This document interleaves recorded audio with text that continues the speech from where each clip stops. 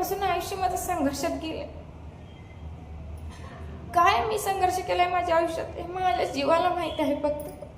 नमस्कार मित्रांनो, तर अजून कोणी आपल्या चॅनलला सबस्क्राईब केलं नसेल तर प्लीज चॅनलला सबस्क्राईब करा. आज मोठी एकादशी आहे, आषाढी एकादशी. विठ्ठलाची चरणी एवढीच प्रार्थना करेन की माझ्यासारखं आयुष्य कुठल्याच स्त्रीच्या वाटेला देऊ नको देवा. कारण मी जे भोगले ना ते कुठल्या स्त्रीच्या वाटेला नको, एवढीच माझी अपेक्षा आहे. कारण मी काय भोगले हे मला माहीत आहे. माझं आयुष्य कसं किती संघर्षात गेलं हे फक्त ज्यांनी आयुष्य काढलेलं असतं ना त्या संघर्षामधून त्यालाच त्याची जाणीव असते. जे कोणी असतात ना, जे चार लोक बघत असतात त्यांना त्यांचं संघर्ष दिसत नाही, फक्त त्यांचं राहणीमान दिसतं. हे असं करतात तसं करतात एवढं दिसतं. पण त्या कुठल्या काळातून जायलेत, कुठल्या वेळेतून जायलेत हे कधीच विचार करत नाही जे चार लोक असतात नावं ठेवणारे.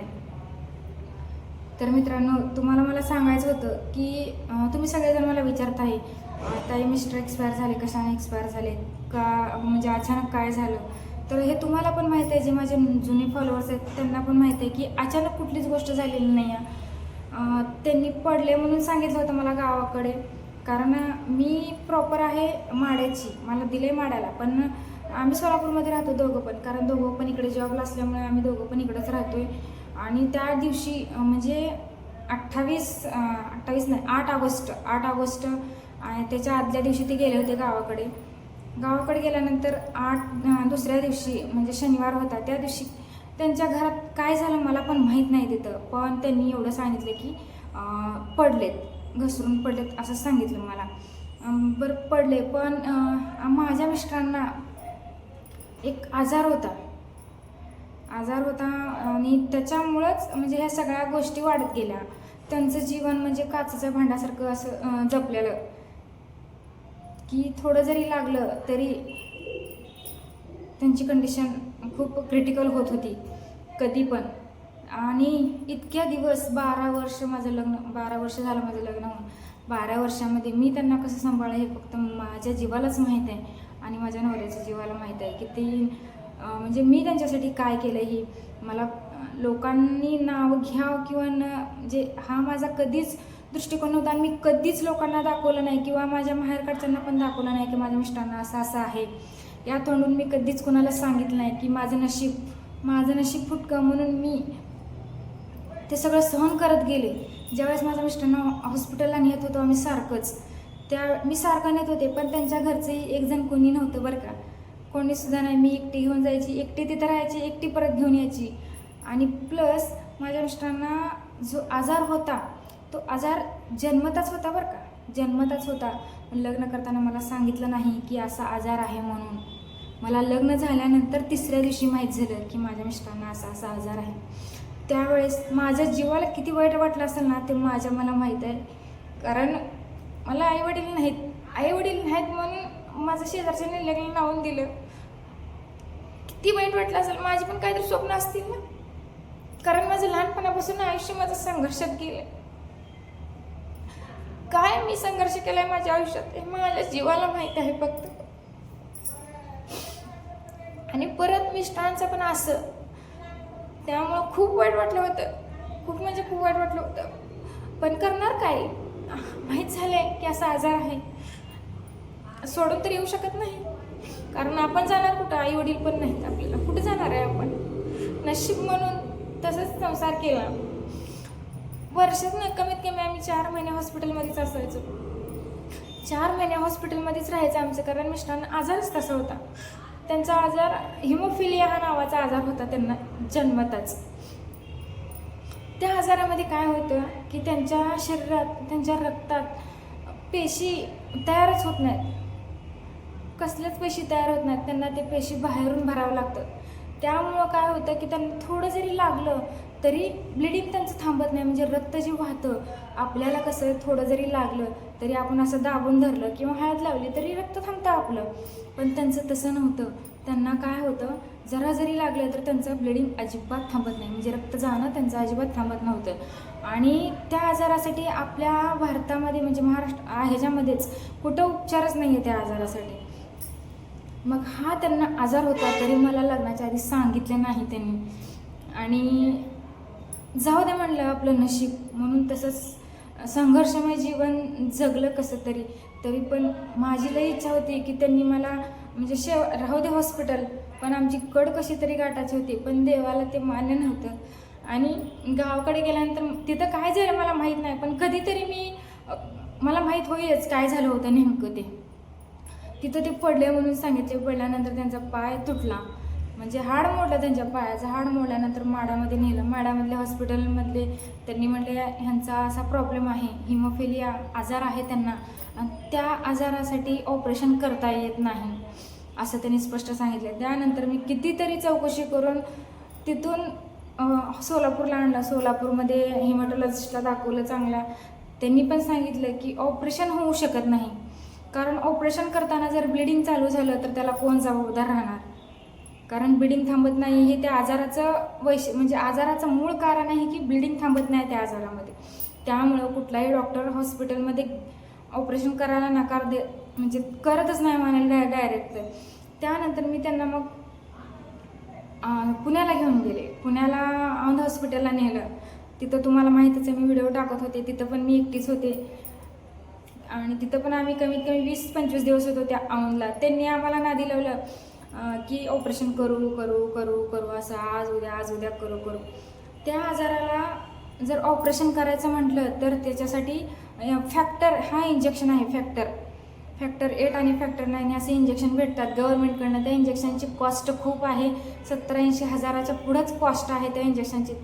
तो इंजेक्शन कितीही माणूस श्रीमंत असला तरी ते इंजेक्शन परवडणारं नाही आहे कुणालाच, कारण ते इंजेक्शन आपल्याला असं भेटत पण नाही. ते गव्हर्नमेंटकडनं इंजेक्शन भेटतं आहे. जरा गव्हर्नमेंटकडनं आपण जर ऑपरेशन करायचं म्हटलं तर ते आधी गव्हर्नमेंटला आपण मागणी करावं लागते की असं ऑपरेशन आहे आणि आम्हाला फॅक्टर पाहिजे, अशी मागणी करावी लागते गव्हर्नमेंटकडे. मग त्यावेळेसच ते आपल्याला इंजेक्शन भेटतं. मग त्यावेळेस त्यांनी म्हटलं की आमच्याकडे फॅक्टर नाही आहे, अवेलेबल नाही आहे. मग असं इमर्जन्सी पेशंटचं काय करायचं. मग पहिलं मी ससूनला घेऊन गेले होते त्यांना. ससूनला डायरेक्ट त्यांनी काय म्हणले, आमच्याकडे फॅक्टर नाही आहे, आम्ही ऑपरेशन करू शकत नाही. मग तिथून परत औंधला गेले. औंधवाल्यांनी नादी लावलं की करू करू करू म्हणतात. त्यांनी पण नंतर काय म्हणले, आमच्याकडे फॅक्टर नाही, कारण कुठलाच डॉक्टर रिस्क घ्यायला तयार नव्हता. फॅक्टर जरी असले तरी ऑपरेशन करायला कुठलाच डॉक्टर तयार नव्हता. पण तरी पण आता हे पाय तुटलेलं तरी घेऊन तरी कसं यायचं ना घरी. त्यामुळं आम्ही काय केलं, मग परत लता मंगेशकर हॉस्पिटलला तिथल्या डॉक्टरांना खूप रिक्वेस्ट केली आणि पाय प्लॅस्टर केला, फक्त प्लॅस्टर केला तिथं पण आम्ही एक 20-22 दिवस होते मी तिथं लता मंगेशकरला हॉस्पिटलला. पुण्याला मी ससूनला नेलं, औंधला नेलं, परत लता मंगेशकर हॉस्पिटलला नेलं. एवढं सगळं फिरलेत, पण फक्त ऑपरेशन काही झालं नाही. शेवटी प्लॅस्टर केलं आणि मग घरी आणलं त्यांना. या सगळ्यामध्ये माझे 3-4 महिने गेले होते. सगळं फिरण्या करण्यातच 3-4 महिने गेले. त्यानंतर मग मी घरी आणलं. घरी आणल्यानंतर प्लॅस्टर केलं होतं. मग डॉक्टर म्हणले होते प्लॅस्टर करू आपण, पण वाकडं तिकडं हाड जुळेल. मग ठीक आहे म्हणलं, आता ऑपरेशन तर कुठलाच डॉक्टर करायला तयार नाही, राहू द्या म्हणलं, वाकडं तिकडं काय करायचं. मग आता पर्याय नव्हता दुसरा. मग त्यानंतर घरी आणलं. मग घरी 1-1.5 महिना ठेवलं. मग ठेवल्यानंतर एक्सरे काढून बघितला, पण ते हाड काय थोडंसुद्धा जुळायला नव्हतं, कसलंच जुळायला नव्हतं काहीच.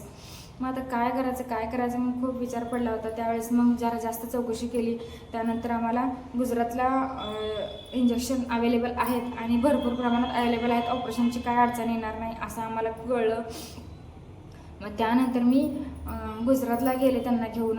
गुजरातला गेल्यानंतर तिथं दाखवलं डॉक्टरांना. ते पण डॉक्टर ऑपरेशन करायला नकोच म्हणत होते, पण आम्ही म्हटलं की बघा ऑपरेशन करा सर, काय होतंय का बघा. मग ते खूप रिक्वेस्ट केल्यानंतर त्यांनी ऑपरेशन करायला तयार झाले, कारण तिथं फॅक्टर भरपूर होते आणि फॅक्टर असल्यामुळे ऑपरेशनला एवढी काय अडचण येत नव्हती, म्हणून ऑपरेशन करायला सांगितलं आम्ही त्यांना. मग त्यांनी डॉक्टरांनी आम्हाला तिथं कमीत कमी दवाखान्यामध्ये 1 महिना होते मी. 1 महिना 20व्या दिवशी त्यांनी ऑपरेशन केलं होतं.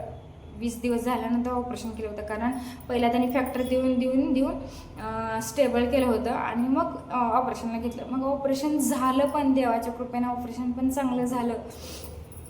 पण ऑपरेशन करायच्या अगोदर इथूनच नेताना त्यांना काय झालं होतं, म्हणजे एका जागी बसून होते ना त्यांनी खूप दिवस. मग ह्या हिमोफिलिया आजारात काय होतं, ज्यावेळेस तुम्हाला कुठल्या तरी तुमच्या शरीरामधल्या अवयवावर ज्यावेळेस ताण पडतो त्यावेळेस तिथं ते ब्लड क्लॉट होतं आणि क्लॉट झाल्यामुळं ती जागा स्वेलिंग होते आणि ब्लड क्लॉट झाल्यामुळं रेडनेस किंवा ब्लॅक होते. मग माझ्या मिस्टरांना काय झालं होतं, बसून बसून ना कमरेमध्ये पेन व्हायला चालू झालं होतं.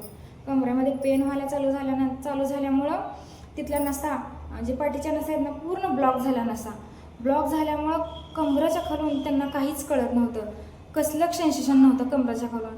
आणि तो प्रॉब्लेम असल्यामुळंच गुजरातचे डॉक्टर लोक ऑपरेशन करायला नको म्हणतात ते, कारण ऑपरेशन करून पण त्यांचा काय उपयोग नाही, कारण ते कमरेच्या खाली पूर्ण गेलेत असं त्यांचं म्हणणं होतं. तरी पण आम्ही काय केलं, आम्हाला वाटलं की एवढं फॅक्टर दिल्यानंतर ते कमरेतले जे नसा आहेत ते होतील नीट, ह्या हेतून आम्ही त्यांना ऑपरेशन करायला लावलं. पण ऑपरेशन केल्यानंतर पण फॅक्टर एवढे देऊनसुद्धा माझ्या मिस्टरांना काही म्हणजे फरक पडला नाही, थोडासुद्धा फरक पडला नाही त्याच्यामध्ये. शेवटी आहे ते तसंच राहिलं, पण कमरेच्या खाली त्यांना काही कळत नव्हतं. ऑपरेशन केलं त्यानंतर आम्ही गुजरातमध्येच राहिलो, हॉस्पिटलमध्ये 1 महिना आणि रूम भाड्यानं करून 2 महिने राहिलो आम्ही तिथं. मग तिथं काय झालं, झोपून ना ऑपरेशन केल्यामुळे जास्त जपलं त्यांना, जास्त जपलं. पण ते झोपून त्यांना पाठीला परत बेडसोर झाला कंटिन्यू झोपल्यामुळे. आणि तिथं कसं त्यांचं सेन्सेशन पूर्ण बंद झालं होतं, कुठनं कमरेच्या खालनं.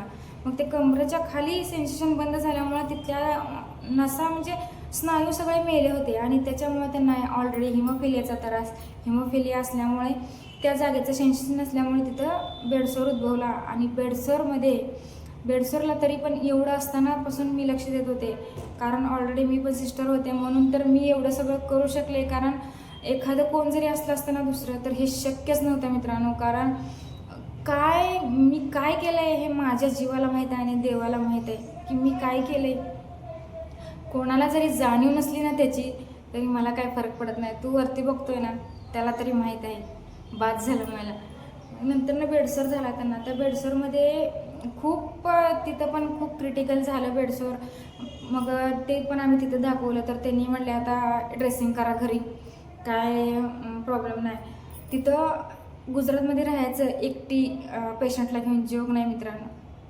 मी कसं राहिले असेल हे मला माहीत आहे, कारण एकटं राहणं तिथं एवढं आपल्या तिथं कोण ओळखीच नाही ना, काय नाही. कसं राहिले हे मला माहीत आहे. माझ्या मिस्टरांना घेऊन सगळीकडे मी एकटी फिरत होते. औंधमधून लता मंगेशकर हॉस्पिटलला सारखं प्रत्येक वेळेस माणसं बोलवायचं, चला धरू लागा, कारण त्यांना उठता बसता येत नव्हतं. 4 जण माणसं लागायचे धरायला उचलायला. आणि हे ॲम्ब्युलन्सशिवाय त्यांना दुसऱ्या गाडीत बसता येत नव्हतं, कारण ते कंटिन्यू झोपूनच असल्यामुळं त्यांना दुसरी गाडी जमत नव्हती, फक्त ॲम्ब्युलन्सच लागायची. आणि घरी पण होते त्यावेळेस त्यांना इंजेक्शन द्यायला जर न्यायचं म्हटलं तर आठवड्यातून 3 वेळा इंजेक्शन द्यायला ॲम्ब्युलन्समध्ये न्यावं लागायचं आणि ॲम्ब्युलन्समध्ये जाणावं लागायचं. मी प्रत्येक वेळेस माणसं बोलवायचं आणि ते त्यांना धरून मला पण कसं तरी वाटायचं सगळे माणसं सारखंच बोलवायला. आणि माझ्या मिस्टरांना पण कसं तरी वाटायचं की हे काय अशी वेळ आली आपल्यावर का, म्हणून म्हणजे असं झालं असेल असं त्यांना पण खूप वाईट वाटायचं आणि मला पण खूप वाईट वाटायचं. पण ती वेळ आमच्यावर अशी आली होती ना की कोणाला काय बोलू शकत नव्हतो आम्ही. सगळ्यांच्या हातापाया पडायला लागत होता. शेवटी काहीतरी करून इंजेक्शन पण मिळत होते. किती जणाला फोन लावून सगळ्याच्या हातापाया पडून मी कितीतरी वेळा इंजेक्शन म्हणजे मागून घेतले, अशी कंडिशन आहे म्हणून प्रत्येक वेळेस. मग ते बेडसोर झाला. बेडसोरनंतर मग घरी आणलं, परत गुजरातवरनं घरी आणलं. पण मी रोज सकाळ दुपार संध्याकाळ 3 टाईम ड्रेसिंग करायचे त्यांच्या घरात. 3 टाईम ड्रेसिंग करायचं. डॉक्टरांना दाखवलं होतं. पण मग नंतर त्यांना काय व्हायला लागलं, ते बेडसोरमध्ये आता कसं इन्फेक्शन होत असते. मग त्यावेळेस मी नंतर अश्विनी हॉस्पिटलला नेलं. अश्विनी हॉस्पिटलला दाखवल्यानंतर त्यांनी म्हणले की हे ऑपरेट करावं लागते. मग ऑपरेट तर आता शक्य नव्हतं, कारण ऑपरेशन करणं शक्य नव्हतं आता, कारण आपल्या महाराष्ट्रामध्ये फॅक्टर जास्त प्रमाणात अवेलेबल नाहीत सध्या. त्याच्यामुळे ऑपरेशन करणं तर शक्यच नव्हतं. मग सरांनी मला बिना ऑपरेशनची ट्रीटमेंट सांगितली आणि ती ट्रीटमेंट मी घरी सगळी केली.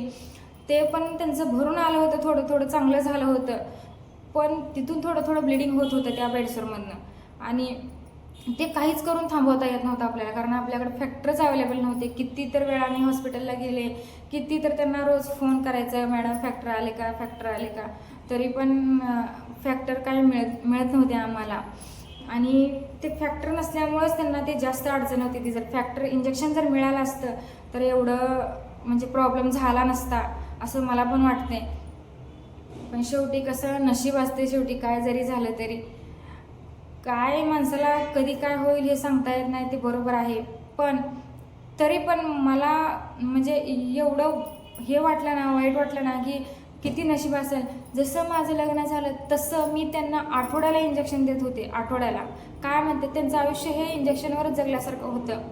आठवड्याला मी त्यांना इंजेक्शन देत होते. पहिला इंजेक्शन एवढे भरपूर प्रमाणात भेटत होते की आम्ही अक्षरशः ESIमधून आम्हाला घरी इंजेक्शन येत होते. ESI हॉस्पिटलमधून पहिला. असं जास्त झालं तरच आम्हाला पुण्याला जाऊन ॲडमिट व्हावं लागत होतं. आणि पण पहिला घरी इंजेक्शन होते, काय वाटत नव्हतं. आणि ज्यावेळेस असा मोठा प्रॉब्लेम झाला त्यावेळेस आम्हाला इंजेक्शनच भेटेना कुठूनच. त्या गोष्टीचं वाईट वाटलं की असं झालं नाही, इंजेक्शन नाही, पहिला घरी येत होते, ते इंजेक्शनवरच जगले एवढा दिवस.